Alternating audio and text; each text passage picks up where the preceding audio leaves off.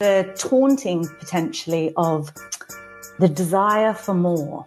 And so because that's the environment that we live in, for me, I got to a place where I basically was burnt out 7 years ago, had a breakdown, and really had to reframe what I looked like and what my part of the world fundamentally was.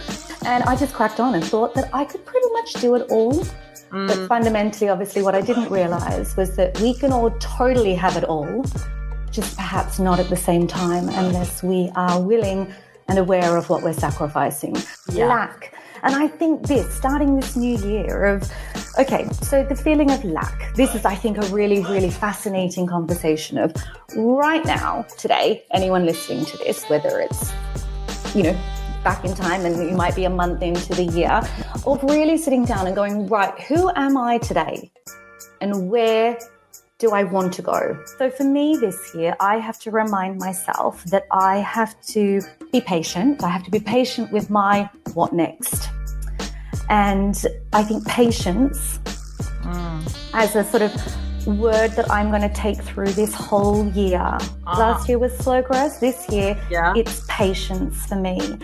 And patience because I've got some phenomenal hopes and dreams and plans that I have allowed and ultimately got in the way of myself, allowed the narrative from others to derail my own thoughts, but I own that.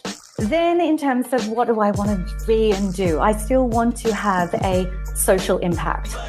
And it doesn't have to be around a transaction. So in terms of having a social impact, what does that look and mean to me? And this is again part of mapping and sort of brain dumping things out of what does social impact look like for me? I've got really bad osteoporosis that was diagnosed at 49, right? Now that got me onto thinking actually what my relationship actually really was with food. Before I had a breakdown, I didn't know that I needed to ask for help. I didn't even see that I was even getting to that space where I was. I wasn't open to hearing I needed help. And with anything it's the truism of life, isn't it? That you cannot lead a horse to water. I mean, my dog, again, I'm like, we've just been on a long walk. What are you doing? Have a drink. We cannot make anyone do anything else. I think, again, part of this loss of who I was. Hello, everyone, and welcome to How to Have Extraordinary Relationships podcast. We're getting a bit of 2026 on here now. We've got a new year, new you vibe going on. I'm here with Narelle, who I see all the time in my local town looking amazing. And I saw on Instagram saying, if you're going to walk the dog, why not dress up? And I now see her everywhere. And I was like, I want to meet this woman. So I'm so excited she's here. She does many things. She helps women with transformational change. And that's around simplifying their lives, organizing their lives, not just sort of their stuff, but also their life. So it's a consultancy. And she is exactly the right person to go to talk to about how we move into 2026, potentially with different goals. Is that correct? What would you say? I think that is spot on. And I think looking at the newness of a new year is a perfect opportunity to really be able to turn that new page, decide who you are right now, and start taking those active steps to who you want to either be or stay the same if that's what you choose. But most of us do want a little bit of a nudge in a way forward, that's for sure. So tell me about you and your work and what you're doing. Those are big things, but let's get a feeling for you and what you're doing and what brought you to your work. Yeah, it is a big thing. I think the world of simplification is an interesting space in itself. We are living in an environment where we have a lot around us to deal with, not just the people that we see from day to day, the media that we may choose to consume, but the temptation of possessions, the taunting potentially of the desire for more. And so because that's the environment that we live in, for me, I got to a place where I basically was burnt out 7 years ago, had a breakdown, and really had to reframe what I looked like and what my part of the world fundamentally was. who I was within my family, what I wanted to do fundamentally. And I started stripping back layer after layer after layer. And an analogy I look at is where we can unfurl a rose. And this really kind of came from actually when I got married 20 plus years ago. And my dad wrote in my wedding card of how do we stop to remember to smell the roses. So the unfurling of a rose for me really kind of began to take me back all the way to sort of my childhood. I grew up in Papua New Guinea, something very, very different, part of an expat community. And I moved around quite a little bit when I was young. I then went back to Australia. I went to boarding school there. Got a very, very big family. I left school. I started, which I would love my children to do now. I went straight into corporate. I started at KPMG working in audit. And that kind of then really, really created, I guess, a lot of the character that I then became ultimately, and really sort of drove me on a path and trajectory of what success, as well as an environment of where we would level up was, right? So not only did I have that, I left audit and moved over to the UK, still worked in finance. I worked for the Big Breakfast. Some of you guys might remember that from a long time ago. I know the Big Breakfast. It was fun. Oh my gosh, what a moment in time of life 25 years ago. Really, it was a different landscape. The world was different. You would have to tune in to catch something then and there, right? Catch up, all the rest of it was a different space. So I'd gone through different iterations. I retrained, I went back to college, visas, all the rest, and ended up becoming the menswear product development person at Thomas Pink, men's shirt company that was at the time owned by the LVMH group. So again, a similar trajectory, selling to ultimately the similar person who I used to be in a different iteration ultimately, and kids, family life, moving to the country, all of those kind of things. Ultimately, fundamentally, a little bit losing my way in terms of what I wanted to do. Went back to work full time, helping basically a small startup, an entrepreneur, doing a sort of management consultancy role / sales / every single thing as you do in small businesses, working every hour, selling to the States, manufacturing in China, and the base of the ground work here. So I was stretched everywhere. Husband worked in the city, hardly ever saw him. And I just cracked on and thought that I could pretty much do it all. But fundamentally, obviously, what I didn't realize was that we can all totally have it all, just perhaps not at the same time unless we are willing and aware of what we're sacrificing. So I think with all of that, chameleon Narelle decided that actually we need to just mix it up. We need to change the narrative here, and we can all just step off the hamster wheel and do things differently. And so that's why it sort of morphed into initially helping people with their outfits. I've loved fashion forever. Again, chameleon / Barbie in me is that we can be whatever we want to be. And that inner belief that we need to all have is, I think, fundamentally one of the things that has really driven me forward in definitely the last half decade. And yeah, made a significant impact into how I show up today, how I show up for myself, most importantly, but how I show up for my family and any of those that are around me.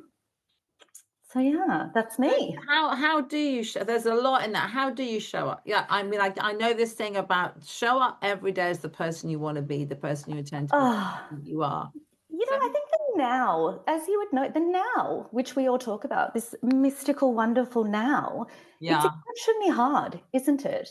We want to scoot through everything. It's I find even when people say baby steps, right? So the baby steps, I started this thing again half a decade ago. So in 2020, I sort of channeled different things when we really had to move online into how we look at micro habits of basically where you move the needle so that you can recognize small wins for yourself without necessarily the external validation from somebody else.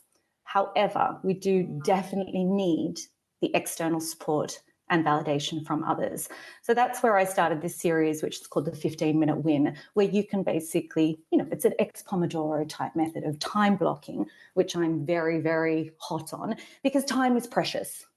We need to. Okay, tell me about time blocking. 15-minute wins. Tell me about time blocking. Okay, 15-minute wins. We're kind of going all. This is the one thing that I really, really show up for myself. So on a Monday, I generally do what I call this Monday mapping project, where I look at my week and look at the week after the next month.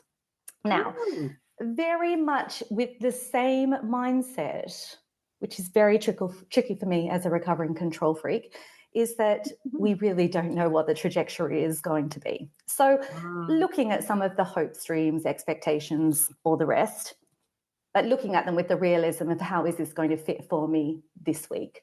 So for instance, today, I've just recently come back from abroad. I had quite a few disruptions. I've had what I would call an exceptionally exhausting few days of week with things that fundamentally were out of my control, that weren't to plan, from hospital visits, not for me, to missed flights, to all different things. Right, life happens. Life happens.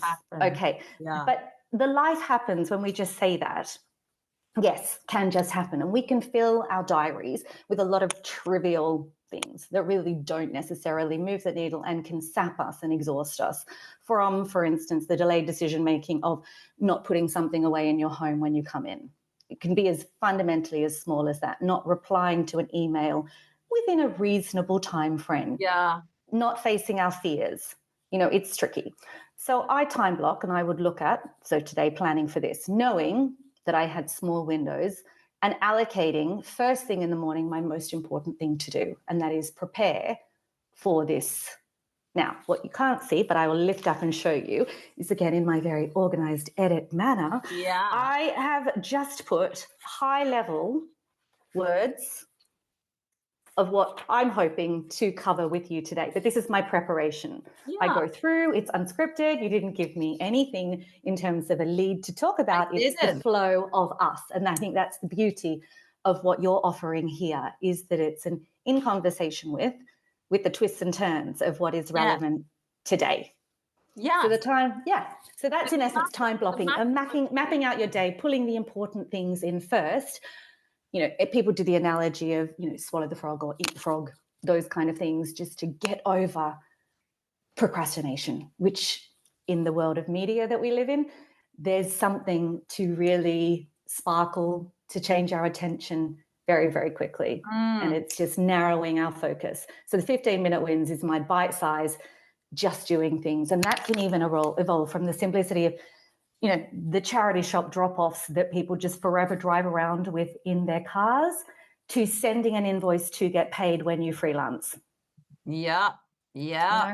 So it's all levels where it's like, I'll get to it. Now, cash in is obviously, for me in my life, the most fundamental, because that allows me to live more ultimately and do less without the cash. And that is just the fundamental, isn't it? Yeah. It frees up time in order to warrant sorting out your wardrobe, in order to pass it on and be responsible that someone else can own your possessions after you. So that's really interesting, because people talk about mapping, and I've gone on workshops that talk about mapping. Okay. And it's not clicked for you? Yes, but I did it for and then I've forgotten to do it, and I'm interested in it, isn't it? So is mapping around what am I going to do with my time every day? Time and goal settings. And so you can break it down to, particularly right now, we're leaving this year. Okay. Yeah.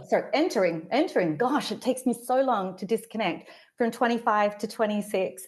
So last year, the word that I lived by for the year was this word called Slowgress. I'm Australian. I make words up. It probably already exists. It's so funny people do this. Optimism, Slowgress. Yeah. But again, it's what resonates with you fundamentally, right? So each year I sort of had a keyword and the twist and turn, but just this something to pull you back in, that overall, my overarching, basically momentum just needs to be slowed down. And whatever progress looks like will never be to the sort of hopes and dreams that I used to have, that I've moved away from. And so it's just changing that neural programming, so we are not so rush. Linking back to baby steps, like we talked about, when we all had, if you have ever had children or even anything small, we go through this process of we want them to walk, we want them to do this, we crawl, do, and we're pushing them so fast through things that we're not really stopping to relish in what's actually happening as we go. So it's a really hard thing to sort of pull yourself back in without us all wanting to see big rewards, big return. Whereas it's the incremental part of, a lot of us talk about the journey. My dad would say that he's a keen game fisherman. So now his sort of love of game fishing has been changed because, going back to a map analogy, the depth charges, they track everything underneath you. Everything's there. They can basically chase the fish. So the thrill of the chase is gone. It was never about the catch. Gone. No, completely gone. Yeah. So this mapping thing is, again, go back to how old school maps were. You potentially, if you were tracking something, would have to move ever so slightly. I mean, the arguments in cars, if you've ever had an old school map in a car. Oh, yeah. Yeah. The twisted, you can take the wrong turn very, very easily. So it's not about definitive plans, it's loose plans, but marking out where you want to be ultimately to move that needle by the end of the week, the end of the day, that morning, today. Yeah. Get a little sense of achievement. Okay, I'll do a mapping class with you. Maybe we could do that as a group audience thing because we're in the start of the new year. Then we can talk about and it's linked into goal setting, but you don't have to spend too much time. It's just this constant check-in. Where am I? Am I doing what I should be doing? Where that is giving me some kind of return and reward rather than moving you backwards. And I don't know, I kind of feel 25 was a little bit, everyone's recalibrating. We've had a half a decade of a considerable amount of change. And I think 2026, honestly, will be something that we should hit the ground running every day. We should tomorrow, the next day, next week, next month, next quarter. Look at it with this sense of, I think, optimism of where we are in the world. I mean, you must be excited about what you're going next. No, I'm not feeling particularly excited. No, I tell you why, because I think we're in a desperate place. People haven't got any money. Cost of living's going up. We're fractured politically, and I think that's going to get worse. And all this worries me. But let's talk about a bit more. All of this really, really worries me. But then I think my mother's generation thought we were all going to be exploded by nuclear bombs.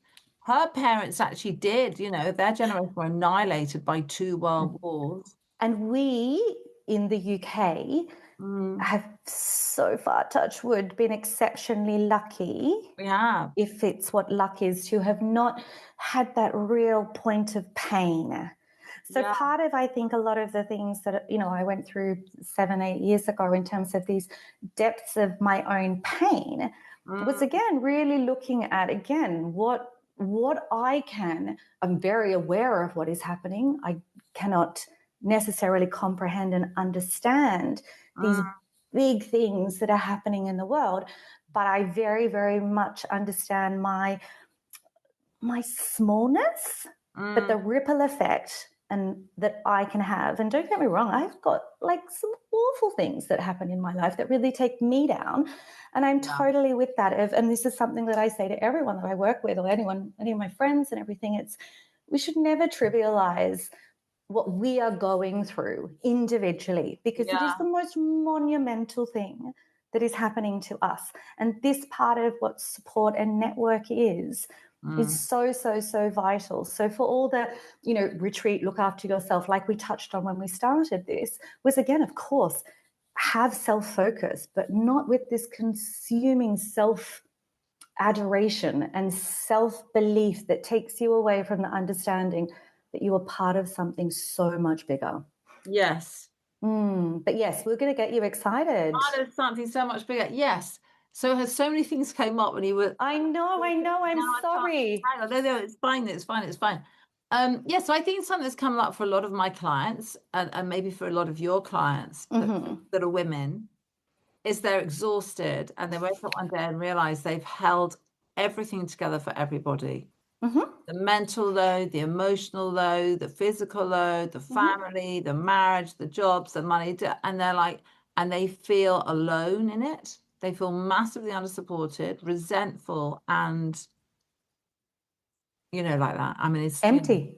empty. Yeah. They're This exhausted. And there's monstrous nothing left. feeling of lack, isn't it? Yeah. Lack. And I think starting this new year of, okay, so the feeling of lack, this is, I think, a really, really fascinating conversation of right now, today, anyone listening to this, whether it's, back in time and you might be a month into the year, of really sitting down and going, right, who am I today? And where do I want to go now? Again, part of let's use the declutter analogy, because everyone will be lightening the load that way as well in their homes, attempting to shed another layer, right? Yeah. Everything out. Ultimately, that's the best way to start. Spring cleaning. Spring clean, but it's not just, it's any clean. It's exceptionally cathartic to do a brain dump. And I'm all for brain dumps where you offload in essence, in order to empty your mind. So, but start with a very clear question. So we can just do 3 questions. I'm all on the number 3. I have a newsletter, which is this 3 ways with Narelle, but 3 ways that there is no right way. There's no wrong way. It's your way. Okay. And your way is the most important way. So who are you today? What are the things that, reflect on who the old you was? Now, the old me, for instance, not saying last year, but historical me, other people would say this of me. I would say that I was reliable, that I was hyper independent, that I was strong willed, to some maybe slightly aggressive, because I'm quite Australian, obviously, blunt, sarcastic, all the rest of it. And I don't necessarily align myself to that or the opinion of others, whereas who I am is who I am, but I like to share. I love sharing. And it's really easy for someone to derail you about how you share, what you share, and why you should be sharing or not sharing. Yeah. So that's an interesting one. But that, in terms of, that's who I am, and I would like that to continue. I've wobbled with that many, many times, as we've discussed, this sort of weirdness of this virtual world that we're in. But it's not weird when you get this immediate feedback loop and you have conversation. We have a connection, which can happen virtually as well as not. And so I think it's holding on to that. I love that. I love the Instagram friends that I've got. Some of them have transferred into real life. That is exceptionally rare and exceptionally abnormal, I believe. Yeah. And it's kind of weird dystopian world, but that is the world that we live in. And so I'm all for embracing it, but having very, very clear boundaries around it. So all the things that you want to be. So for me, this year, there's a lot happening this year.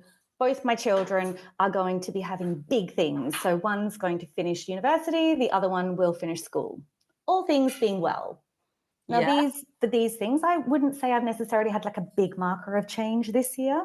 Next year, they're big things in my life as a mother. This real now additional releasing and letting them basically soar and allowing them to be their own chameleons ultimately and morph into whatever it is with my nudging and guidance and support.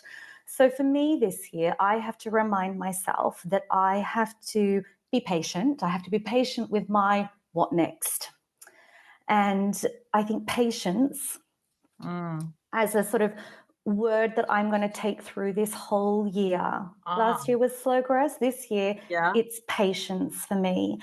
And patience, because I've got some phenomenal hopes and dreams and plans that I have allowed and ultimately got in the way of myself, allowed the narrative from others to derail my own thoughts, but I own that. I know where I stopped.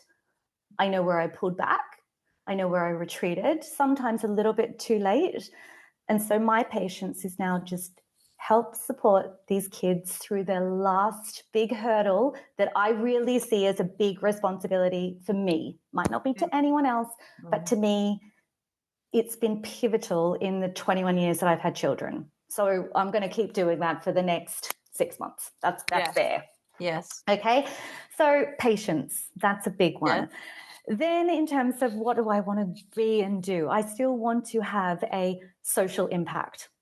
And it doesn't have to be around a transaction. So in terms of having a social impact, Yes. What does that look and mean to me? And this is, again, part of mapping and sort of brain dumping things out of what does social impact look like for me?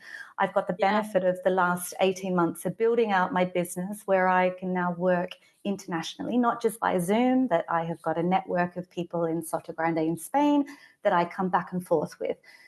And this comes from, again, it's not really in my control, but referral is the biggest thing. Something like this, you and I having this interaction, the comms part of this sort of ripple effect of continuity to an extent. And I think podcasts and what you're doing in this kind of space, when it's live, it's not scripted, people see who people are. Yeah. And I think that's really special. And I think all of us need to sit, like, so for me, it's the reminder of sitting more with whoever people are, accepting people for who they are. Not everyone is your kind. We know that. Yeah, that's fine. Women generally. We're good with that. Yeah, we're good with that. Everyone I think so. Us, right? And that's fine. But again, they're really raising each other up, raising men up, raising women up, raising each other up, because going back to this, we're all part of something bigger and we need each other to keep the momentum going, to remind me that it's okay to put the brakes on, that it's okay to speed up. And that's the part of this sort of support network that is so vital with me, and I will continue to sort of grow and develop throughout this year. Yeah, what about you? How would you see this year? Like for you, if you're slightly apprehensive of the world, how are you going to change that to have a different... I've got into a place of being incredibly zen. Oh, zen is good. I don't know. You know, do more of what you like to do less of what you don't like to do. Because every year I write my list, and every year since 2020, it said, write your best-selling novel. Oh. So I'm just going to get rid of that on the list. I mean, so what if people are... Is that still a desire of yours? Well, it just isn't happening. So let's just get rid of it. I'm like, when people write their New Year's resolution, we all do it a bit, don't we? We all write a few or think about a few. It's a good opportunity to think about, what do I want this year to be? If people keep having something on the list that isn't happening, would you say, it's like decluttering, would you say declutter your list?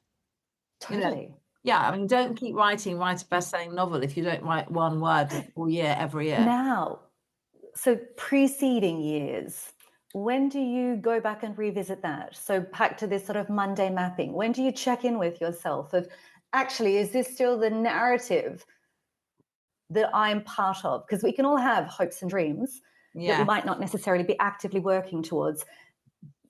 Contra to, you're not in control of whether it's best-selling or not. Unfortunately, that's someone else's decision. Yeah, and someone else's, multiple people's momentum behind something, and that's a tricky thing in itself. But what success in terms of best-selling looks like for you, then can sometimes also need a reframe, and it might just simply be that your level of contentment also looks slightly different in that as you've closed that novel, I haven't written it. You're feeling, or again, start time blocking that out. But again, sense of urgency, I think, with all of us is if we've got my husband says this to me a lot with different things. If he asks me to do something and he kind of gets this like, meh, okay. He's like, you're not going to do that, are you? And I'm like, We have this chat about where it lives on your priority list fundamentally. And when it becomes not really relevant to me, just falls off the list.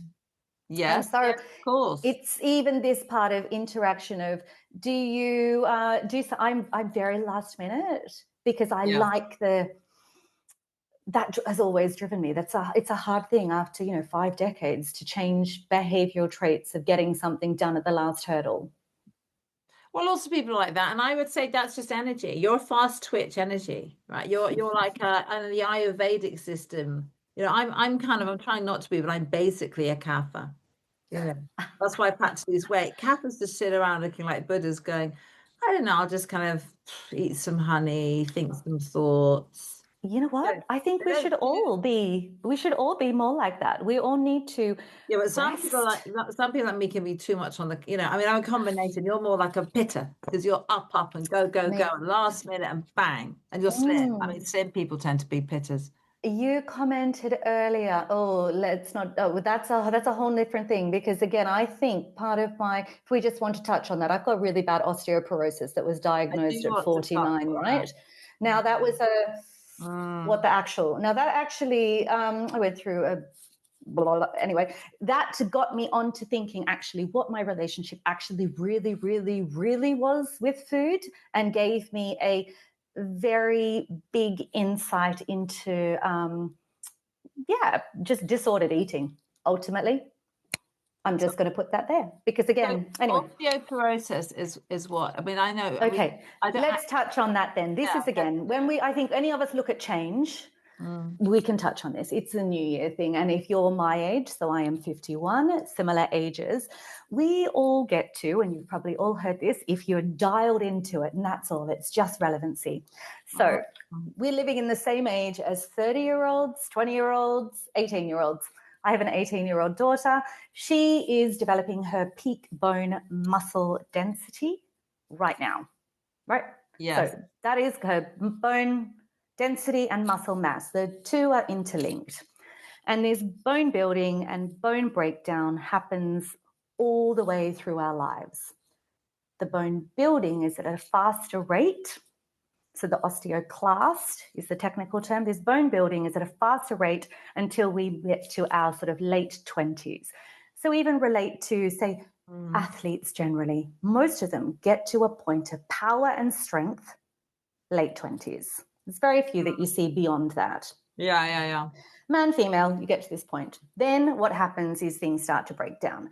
Now, my peak, when I look at it in terms of, if I was at my peak at my late 20s, well, I'd 5 years in London, living quite a party lifestyle, didn't really eat, did drink a lot, never slept, highly stressed, did whatever additives, all the rest of it. And I probably, whatever my peak might have been, I'm not really sure it was probably that good. And this is a really interesting thing, actually, in terms of the, I listened to Dr. Vonda Wright. She said something, and she's very much in terms of it's a young person's problem that is manifesting as old people. Now, so when I was diagnosed at 49, I was like, what? Have you just, I'm 80-year-old. Like, you've just then put me into this category of you're fragile, you're old, you're not about to die, but you then hear this statistic, and I'm only saying this statistic because this is where I'm not okay with this funnel of narrative that is heard. If you were to break your hip, 1 in 2 people will survive that. Yes. And so I'm like, so I just went into this most ridiculous fear of falling. Yes, you thought I'm going to be the one that doesn't survive it. I'm the 1 in 2 that's already got it. Yeah. So therefore, but it wasn't even that. I just did not know what it was going to look like. Yeah. Again, control freak. None of us know what it's going to look like. And this is the part of the narrative of, yes, you're saying, I know they're saying it, so we actively do things to change the way that we live. So it's very interesting. Peter Attia, if anyone dials into listening to him, I think he is really good with the science and the realism and the truism of what is happening today. And I think with all of us, the relevancy of today is the most essential thing we can do. Can't sit there and regret to the past, but what we do now, take forward. Everyone will no doubt be on the gym grind, and that is great, because in terms of building muscle mass and in terms of growth and bone stimulation, it needs vibration and it needs this push-pull, which comes from impact as well as load, right? So those two things are really, really important. And you often see guys, they've got different fibers anyway at 50-year-old, but they are on the grind really, really early, right? They go to the gym in their youth to firstly attract others, okay? Then they realize, actually, it's not all about the same sex that is necessarily attracted to me. Same sex, opposite sex. I need to do it with my peers. So then it could be looking, comparison of male to male. And then they get to a point, which actually my son did this a little while ago, of realizing you do it for yourself. And that is the key thing with all of us, of what you do for yourself. Right? And so that part, really impressive. Girls, very different. We are always, why? Looking over our back, comparing. I mean, literally, we are the thieves of our own joy. Yeah. And that part of this extra amount, which I've not helped myself with in my life, stress, ruminating on things, they are long gone in my life. We need stress. You need that sort of fight and flight part. But again, going to your Zen element, which I love, I've sat in this sort of don't mind, not needing to make decisions on things for quite a few years. Okay. And I think if more of us can sit with the don't mind, a lot more of us will find this sort of, maybe I am woo, I'm not overly faith-led, but maybe I am, there's something more. But we will live with a sort of more peace, harmony, certainty, because we have this baseline level of comfort, but comfort in yourself. And that, I think, is really, really powerful. So I'm definitely holding on to more of that girl this year, and whoever crosses my path will get more of that. Yeah, so I kind of think, so there's one way of going this. There's many ways of it. Let's say one way I tell myself is, I'm not very happy about that, or I'm upset about that. And then I go into my Kapha Ven Buddhist day and I go, oh, well, this is happening because this is what's meant to happen. Right. So, hey, don't get stressed, don't get stressed. This is how it's supposed to be. Totally. The third way might be, okay, well, there's nothing much I can do about this, or maybe there is. It's the learning, isn't it? Because if we just say things how it's supposed to be, nothing would ever happen. Women wouldn't have got the vote. No change will happen. We'll all just sit there going, that's how it's meant to be. So I'm not that Buddhist. There's part of me that reels back from that. We need to move things. We need to change. I think this part of evolution is so, so important. If we could rewrite the history on many things, many of us would. The narrative, you even think of the Disney dream of the hopes and narratives that would have given to many, many people in their lives. Yeah. I'm really pleased right now, currently, my children have, their intention is that they will probably, if they're lucky enough to, have children in the future. And I'm like, okay, that's good. Yes. Like that narrative has not changed. And I'm really, really surprised. As to whether they get married, I have no idea. I mean, I'm a product of 2 divorces. I've got 5 siblings, so I'm one of 6. But with all of that, I function fundamentally, going back to this functioning as one of one. And the same with my kids. I'm like, you function as a silo. You all have to own yourself, but really know how you function with the other, with multiples. So when I have like one of, I don't even know how in my family, let's just say one of 50, because there's too many I can't even remember. It's this, you're just part of something bigger. And, we just need to be in the same, basically, series. It's not being on the same page. It's not being in the same book. It's not being in the same edition. Just ultimately part of, the same series is all that I can look at that. So I'm holding on to more of that for this year as well. There's always family fallouts and someone gets narky, and that's what they do. We hold grudges because it's not necessarily aligned to what we would think. And that's okay. But that's, again, how we all grow and learn, and being like, okay, if it was my life, of course I wouldn't do it that way, but I'm not going to judge you for your choice. And that's, again, I think, a really tricky place to sit in as well, with this sort of don't mind narrative of just being part of things, that the obstacles and the things that pass you by.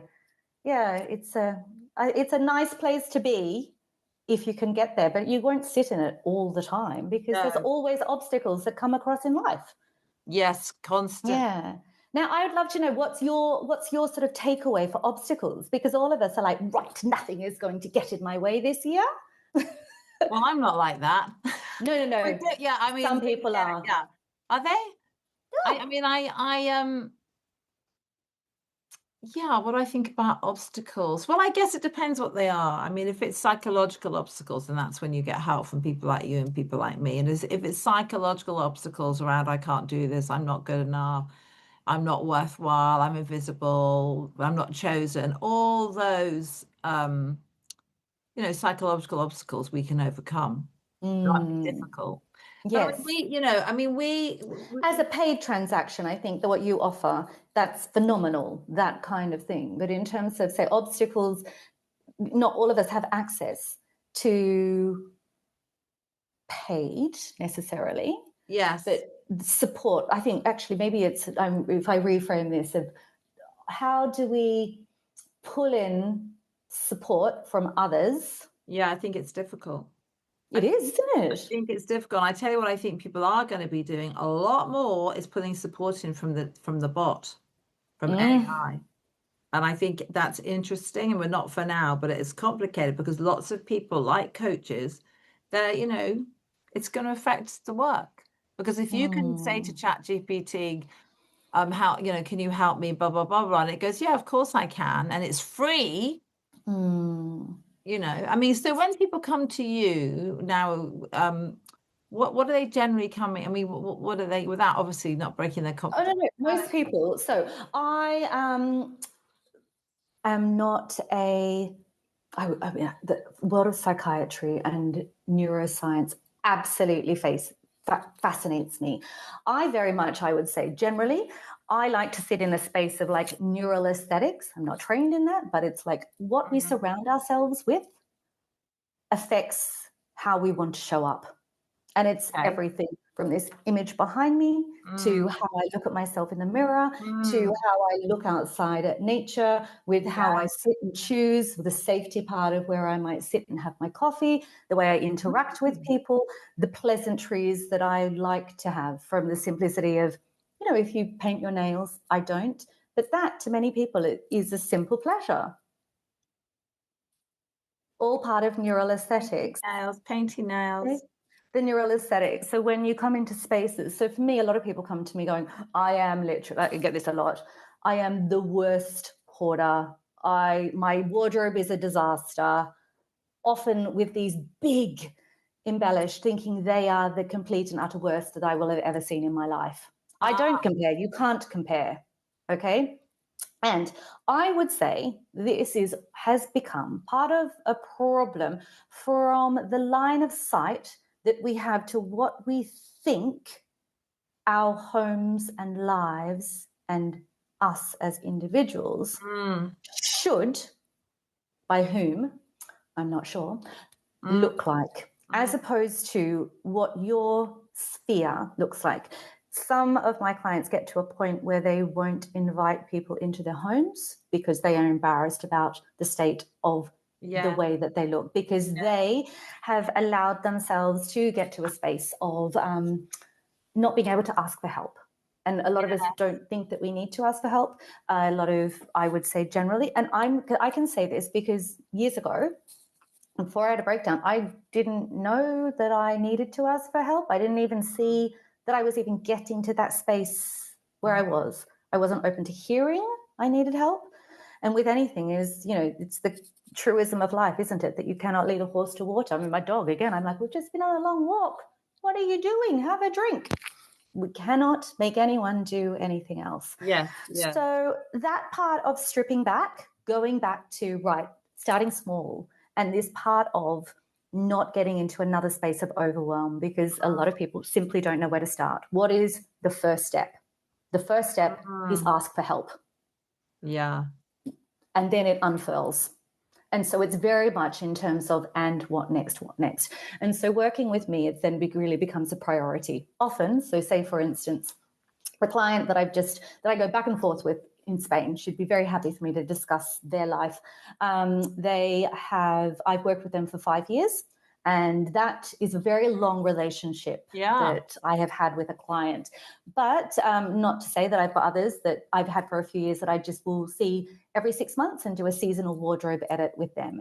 And then we'll Yeah. touch on other parts of their houses. But this one in Spain in particular, I helped them transform their garage into a gym in 2020 when we all needed to basically retreat into our spaces and change life up, to helping them absorb a child into their home and then relocating them, downsizing them here, relocating them there, creating systems, doing lots of different wardrobe edits throughout the years with changes of life, age, and all the rest. Wow. Then I've got, so a real breadth, because it covers everything from all the touch points that you use in your home. So say this time last year when they first moved into the house that they had finished building there, we went through and sat through every single touch point in the kitchen. And this is where it's like, forget what's in there. Mm-hmm. How do you want to live? What do you do? Do you cook? Do you not cook? How do you entertain? What are the things that you love? What are the things that you don't? And it's going through, unpicking who you are now and where you're going. And so then once everything comes out, it's not about putting back in the things that irked you or the things that you didn't use. You've already really made that decision of separating from it before it goes back into your wardrobes or into your cupboards or into your garage or never even leaves your loft, because that's the delayed decision making that without the support of someone else, I'll get to it later. Because most of it is quite boring to do alone. To fall back in love with anything, it's really hard. For me, I had to fall back in like with myself, let alone love myself. And it takes a lot of effort, but you need others around you to remind you that you don't have to close the loop fully, but you can close it closer, further than you did before. So it's so variable. Every single client is different. I find it a really, really hard service for me to personally sell. And because no one's looking, and no one really ever wants to say out loud, oh my God, I can't part with all the shoes that I've owned since I was in my 20s. I mean, I've got a problem parting with a Barbie doll house here because I never had one when I was a child. My daughter's like, I don't care. And I want to just give it to someone who absolutely loves and adores it, like I did when I was little. And I mean, we all have things. I will move through it, but it's not about necessarily releasing every single thing today. No, also because I'm not ready to. End up being worth a lot of money. All the Sylvanians I had, which I was about to give away, I've realised are worth a fortune. I've even got Willow Hall. And what are you going to do with them, though? Are you going to? Well, there you go. Crack on. I'll check in with you in a month and see if you have had any luck with that. So I've got a queue of people wanting Willow Hall, so you can't get them anymore. Anyway, don't chuck out your kids' toys. I went to shut them all out, and I was like, people were like, oh my God, they're worth a fortune, all those Tracy Islands and all this stuff. And I'm like, why have you still got this stuff? Now, you had already, I'm just going to touch on that. But this is, again, the narrative from other people that you allow in. You had already made a conscious decision to part with those items. Yes, there could be monetization with them. So get them out as fast as they can, whether that's you listing them to sell, whether that's finding a reseller. Move on from them, box them up, put them in the garage, put a marker of time in your diary. I don't have a garage. I'm quite fond of the Sylvanians. I'm quite fond of them. They're rather sweet. Well, again, the Barbie doll house, I revisit it every 6 months and be like, I still like it. Have a little tinker, have a play, put it back. Like Christmas decorations. Exactly. No one cuts them out, so you go buy some more. Exactly. So hang on, there's a bit you said, and obviously I don't want to push you into you said I fell out of love with myself. Oh, yeah. I think, again, part of this loss of who I was. So let's roll back 8 years. So early 40s, working full time. I think that might have been a moment in time where I had, earlier than that, probably about 10 years ago, I decided to stop dyeing my hair. One of my iterations of just like, I don't have time to do this. I just can't be bothered. Literally, I just couldn't be bothered. And I don't think I've ever really morphed into mumsy. But no, you're certainly not mumsy. But there's always times where you just don't feel like you. But I think with one of those things, again, this don't feel like me. I went through an early-ish menopause in the grand scheme of it, but 46 now doesn't sound so young to have gone through menopause. And the narrative was different then. You roll back 7-8 years, we were clueless. Anyone today is so fortunate for the intel information, the share that you can pinpoint of like, actually, your behavior is weird and this is not okay. So I sit now with a lot of things of like pulling up like literally flags every now and then going, no, that's not okay. So my markers that I'm dialed into, all my metrics, everything really, really narrowed on me to be like, something's off here. And bizarrely, right, even before my osteoporosis, right, the not feeling like me, a couple of years before then, I was like, what is going on with my skin? I can't actually even show you now. My skin's actually really good at the moment, but I was like, this feeling of crepiness, right? It's like, what the actual is that? No one's saying it's just part of aging, collagen going. This, what I would just call my crackberry line. Okay, so I dabbled only with Botox once, right? And had it here and a bit here and a bit here. Totally looked fresher, brighter, all the rest. This would be at least 8 years ago. Early 2018, I could remember, because 2017 was a marked changing point in my life.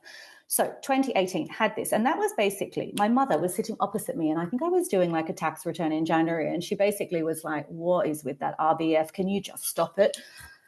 And I was like, what? I was literally hitting rock bottom at this point. So I was like, what? Anyway, you know what? I need something to basically make me look slightly less alive because I am dying in every single way. Obviously, that did not help because I just looked like static. All those pictures, you know, when you see pictures of a certain era in your life and you're just like, it takes you straight back to everything that you were going through at that moment in time. And then I was just like, how did I just get so checked out of everything? And I just was like, I don't even know who you are. Like, who are you? What are you? What do you stand for? What do you do? All of that. And I was like, I don't even know if I'd want to be your friend, let alone like, you know, all of that. So I think it was that part of like, who are you? What do you do? And then this real change into, I really do like myself.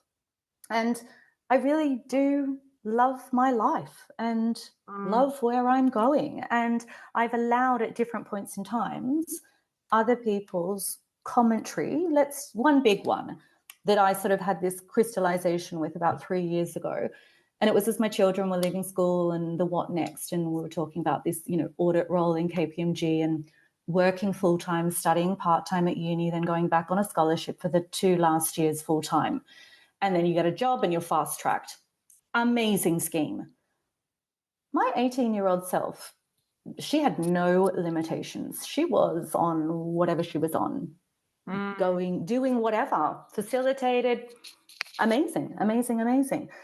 Then as the years went on, you know, early 20, I can't see you as an accountant. Like, accountants are so boring. This. And I basically started to diminish myself on my career and what I'd chosen to do because I'd allowed others' opinions ultimately to dilute my own. And I can now see this comparative part of the noise that is created and repetitive wording that can be used. You know, it's just basically a way of NLP, but no one knowing that then, isn't it? If people don't know that, it's this linguistic programming element where things can happen and you don't even realize that all of a sudden you don't even align yourself to who you are. Whereas I'm like, oh my gosh, it is given me the most phenomenal skill set to have this real umbrella approach to all the facets of life. So I did this prescribing lifestyle medicine course 2022, I think it was, and looking again at all the pillars of wellness and what all the facets really were. And again, what makes you you? And it's not having all of that in balance at the same time, but it's knowing, what is relevant to me, of what control looks like. That's a big thing I've dealt with over the last few years. But to love yourself, to show up, to be open. I chat to people all the time. I'm such a, I mean, you ask, I share. That's, I think, pretty much. That's kind of how I now am. And one thing I categorically don't do, because again, I've been part of some, let's just say, let's call them snowstorms, even though I love the snow, part of quite divisive behavior that has come towards me. And so I categorically just took literally I don't trade in gossip. I got no time for it.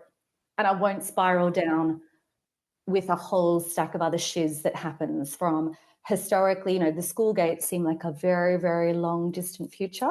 Yeah. Like long distant past, I should long say. distant past. Just want to tell everyone now. Long distant past. Yeah, the time you don't think you're going to, you know, you better be out of it. Now I'm years out of it. I can't remember it.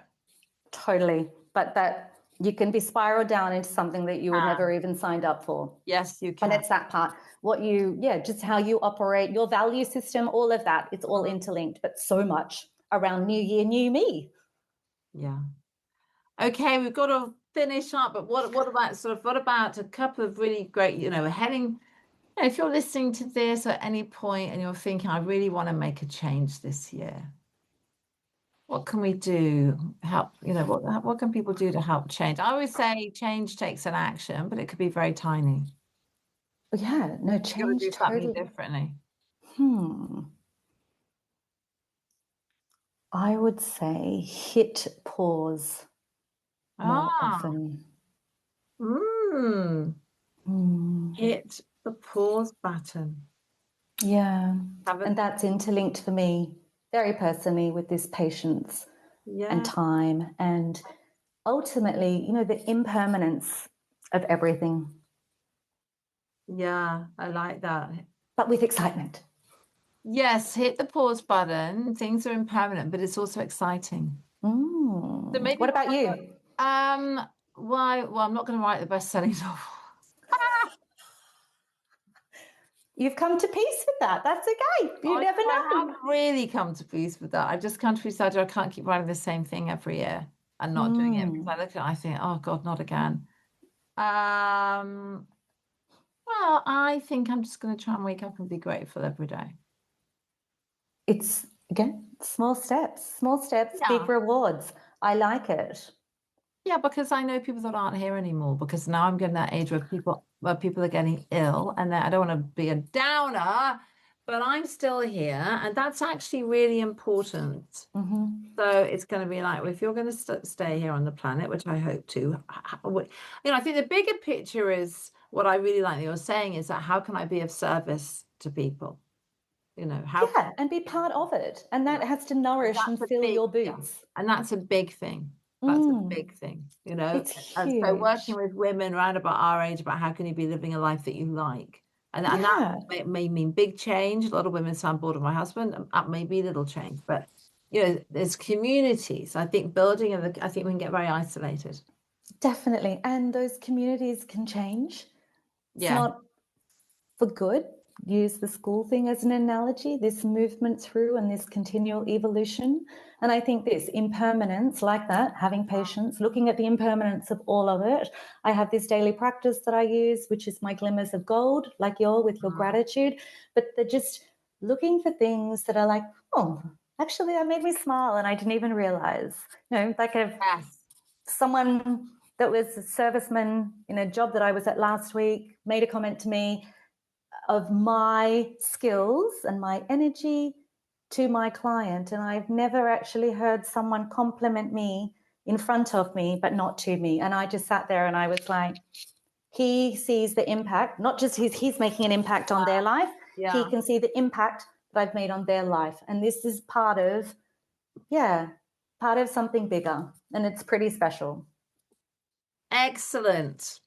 So I'm so glad. I just want to stress again, when I see Narelle walking through our town, looking fabulous, I'm not saying like dress up to the nines, just looking like a woman who's walking her walk. I was very attracted to you. I was like, I was just like, who is that? Who is she? I get that a lot. Yeah, and who are you? On Insta, and then I was like, oh my God, it's you. And you live near me. Wow. Wow. You know, it's attractive. And I don't mean it's attractive because like it's like, oh, you know, fancy energy. It's an aura. And you know, I think we can all, again, this part of just, contentment and just being. It's hard. And the now, we touched on that earlier. It's so hard. I want to rush forward. I want to go back and change things. But at the same time, it's like, we could keep talking all year and we're going to. So watch out for us. So don't worry, we're going to do more of these and maybe we'll do some online workshops and blah, blah, blah, blah, blah. So everyone, you know, hope you have a happy New Year's listening. Where can people find you? Apart from obviously walking around my local town. Well, Exactly. They don't live in our local town, so where else can they find you? Exactly. So I have 2 Instagram handles. At The Organized Edit is my work portfolio, and midlife.reallife is a kind of mashup of all the facets of life. And I just try and keep it as real as possible there, with a little bit of exercise, what I'm doing to ultimately change life. And what I really want to harness is this functional aging part of what that looks like for us all to live as long as we can, whether it's food, mood, people, friends, it's everything. Yeah. Great. Wonderful. Thank you so much for coming on the podcast. Pleasure. Thank you for having me. Happy New Year. Happy New Year.